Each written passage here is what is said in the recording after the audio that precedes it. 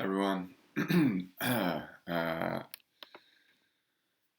Okay, so we have another interruption here, and we're going to do our best to keep going with classes as scheduled.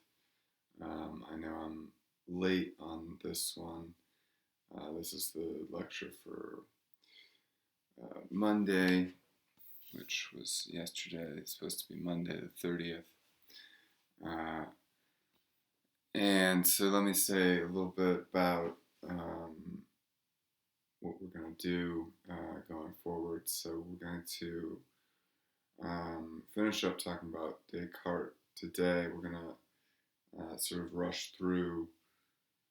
We left off with the third meditation. We were closing up with the proof of God.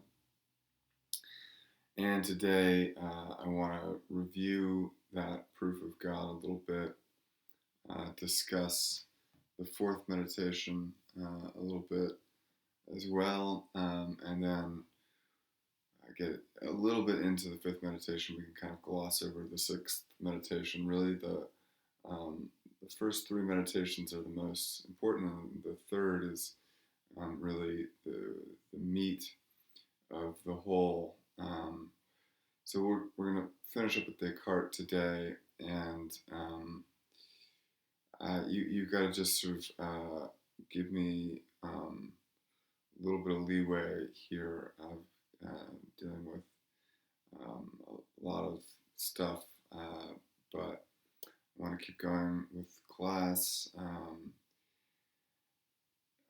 So for next class, we're going to be working with the Leibniz book, this one. And will I get a video lecture out on Leibniz by Thursday? We'll see. I'll try. We're going to be a couple days behind. I'm what I think we'll probably do is I'm going to record these lectures as much as I can, and I'll get them off to you as I do them. We have a little break coming up. We have Easter break beginning April 9th. So I think things will probably be a little chaotic up until then, but then I'm hoping I can play some catch up over Easter break, and when we come back from that, I'll make a bigger effort to get these lectures to you on Monday and Thursday as they're supposed to be. I have not looked at your papers yet. I will get to those. I mean, I am genuinely interested to see what you guys wrote. I want to give you feedback, but that is a very time-consuming and mentally taxing task. So I will give you some feedback on your papers. I think that is a really important part of taking a philosophy class, especially one of my philosophy classes. I put a lot of emphasis on writing, so I want to get those back to you, but I cannot make any promises about when I will get those back to you as soon as possible. For those of you who are worried about grades, you probably saw that they have amended their pass-fail policy, so you're able to take the class pass-fail, you're able to switch to pass-fail until much later. Maybe that's something you want to consider doing. Um, I'll say for my class, uh, you know, without saying that you're all going to get an A, I'll say that you should not be worried. And if you turn your work in, that's huge. That's really big. It's um, a lot that you guys are dealing with. So I'm very appreciative of that. And, I think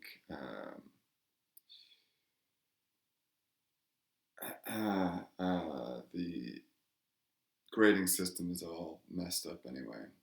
And I encourage you to do your very best work, do the best work that you can do for your own benefit, because you're responsible for your own education. So I'm going to be grading very generously and easily, but that does not mean that you should not put the same amount of work into the papers as you normally would. Do it for yourself. Don't do it for the grade. Do it for yourself. All right. So the other bit of bad news, it's not too bad, is I'm at my my parents' house now, and made a quick escape from New York. Anyway, and in the haste of packing, I grabbed all the books that we will need for the future, but not the books that we're reading right now.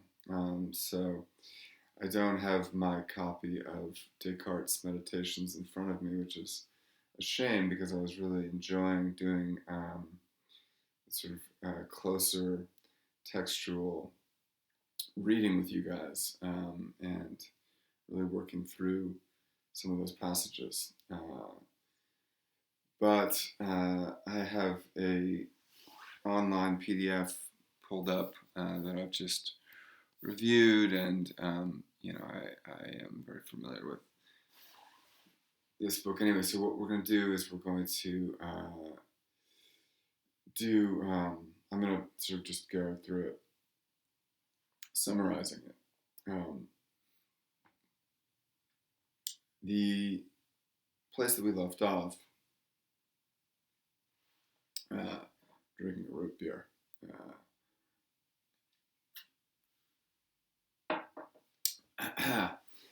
The place that we left off was with Descartes' proof of God, right? And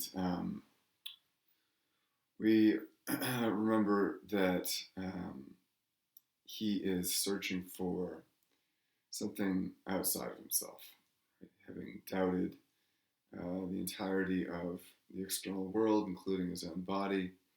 He is searching within himself for evidence of anything that exists other than himself, something that exists outside of himself. And what we covered this at the end of the last video, and I would recommend going back and rewatching the last 15-20 minutes of the last video I sent, because we go through it in greater detail.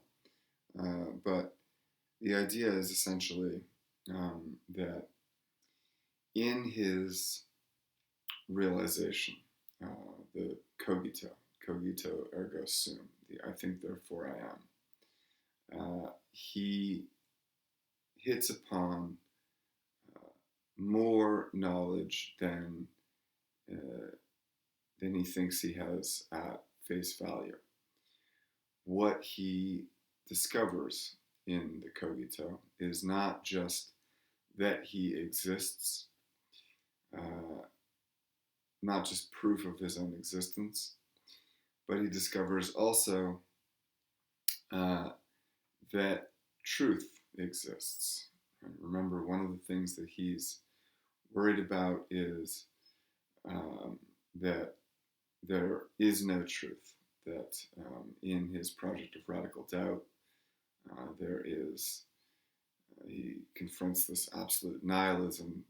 The only thing that's true is that nothing is true. And so, in discovering that he himself exists, he thinks and therefore is, he's also discovered that there is truth. And he's discovered the criteria for truth. He's learned to recognize what truth looks like. And we remember that the criteria for truth are clarity and distinctness. Whatever he thinks or perceives clearly and distinctly, he will believe to be true. So he clearly and distinctly understands that he exists by virtue of the cogito. And in discovering this truth, in discovering a true thing, the criteria of truth, he has also come up against, discovered something that he thinks is perfect, in the sense that truth is perfect, right? A truth is eternal, unchanging, and in all of those words that he uses to describe a supreme being, right? He finds all those words also in truth. Truth is perfect. Now, the fact that truth is perfect, that it is indubitable, meaning can't be doubted and is without flaw, he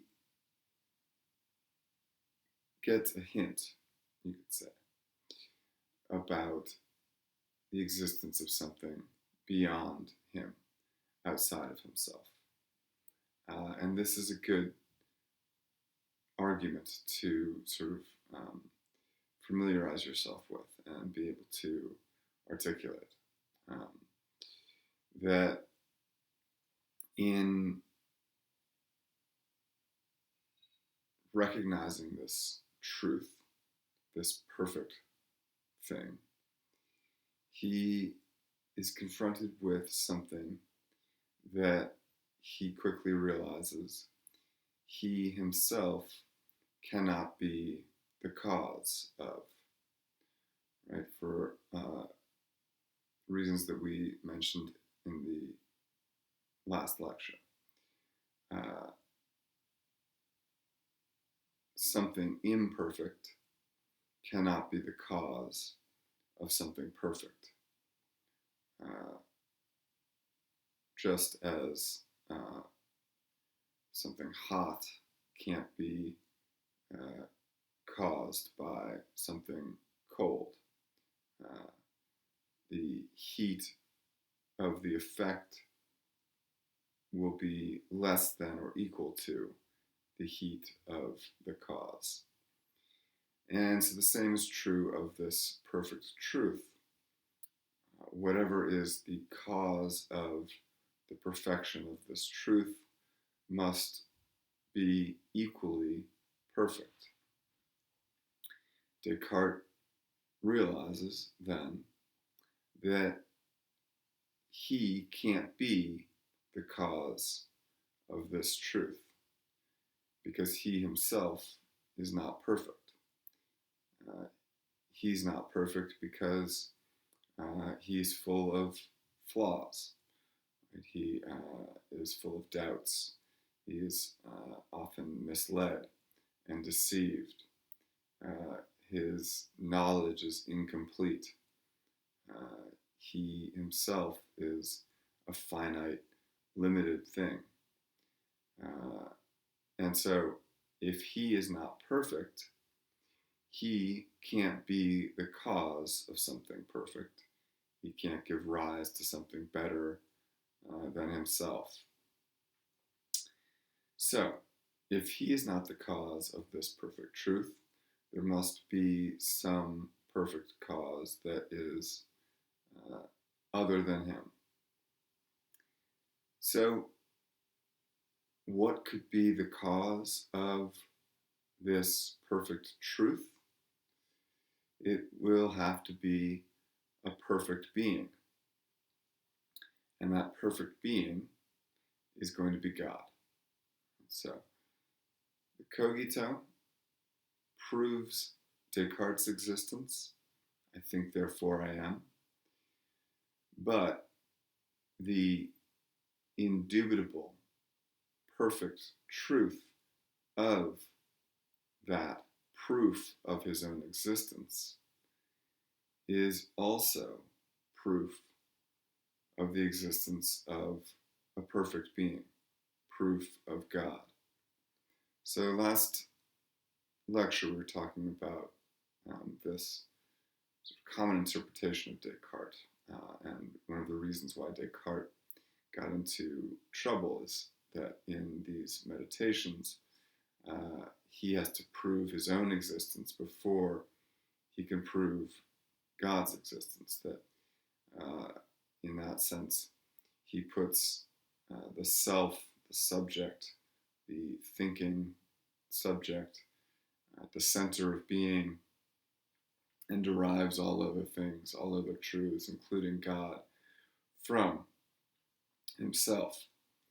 But it's also true, and I think this is a better and slightly more subtle reading of Descartes, that in fact the proof of his own existence is simultaneous with the proof of God's existence. That in proving his own existence, he also, in the same gesture, proves God's existence.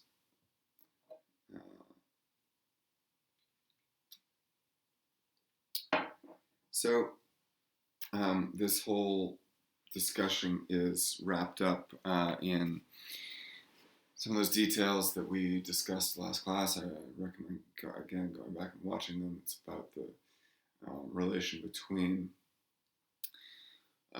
formal and actual cause and an objective effect, right? The objective idea of God, the representation of God that we have in our mind, which Descartes has in his mind, the idea of a perfect truth, the idea of a perfect being, that objective reality still has to have a formal and actual cause, meaning that God can't just be an idea. In order for that idea to exist, there must be a real, actual, formal cause, actual existing God.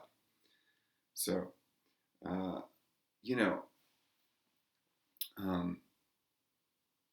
I think I'll mention this in a little bit more detail in a minute, but what I like about this proof of God, and this is speaking, not in a religious way at all, but I think it's interesting. I mean, I just think it's the fact of truth itself, the fact that things are true, the fact that there is existence, right? You don't have to think about perfection. I think sometimes we have a sort of facile understanding of perfection. Right? Perfection is, um, uh, you know, some sort of perfect situation or scenario, or a perfect picture, or perfect afternoon, or something like that, right? Something where everything is good, and the good is maximized in some way. Perfection is, in this sense, simply uh, a fact. Right? A fact is perfect in that its existence is undeniable and indubitable. Uh, I exist, you exist, the world exists, this chair exists. And in that, what we might call facticity, in the factical nature of that existence, there is something perfect, uh, inviolable, uh, that um, we can say, I exist, or this chair exists. And that is a perfection in some sense. And uh, perfect because undeniable. And as Descartes says, given to us by the natural light. Um, so I think it's kind of returns us to a more fundamental or simpler question, which is just uh, if things exist, uh, then what is their cause? There must be some cause, and that cause has to be bigger uh, than me, any individual, and bigger also than the totality of all things. Uh, let me try this again. That um,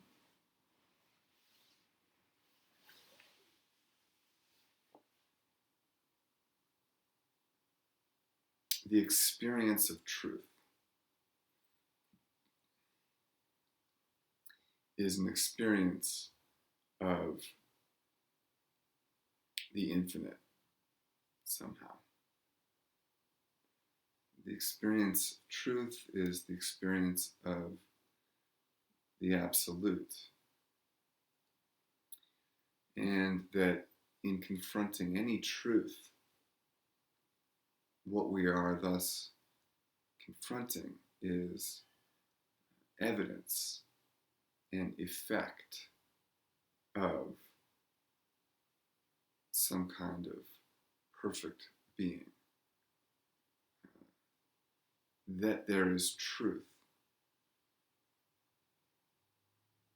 is evidence of God. Um, that's that's sort of the schematic summary of what Descartes is saying. And so uh, later on in the fifth meditation, we'll skip ahead to this, Descartes will say, what do I mean by God? Who is this God that is the cause of this perfect truth? And he'll say that, and if I had my book, I would have the exact quotation underlined that I could refer you to, but he says, God is the subject matter of pure mathematics. He says, God is nature. And so, while I, for myself, and maybe some of you, and I think that this is a relatable idea that, you know,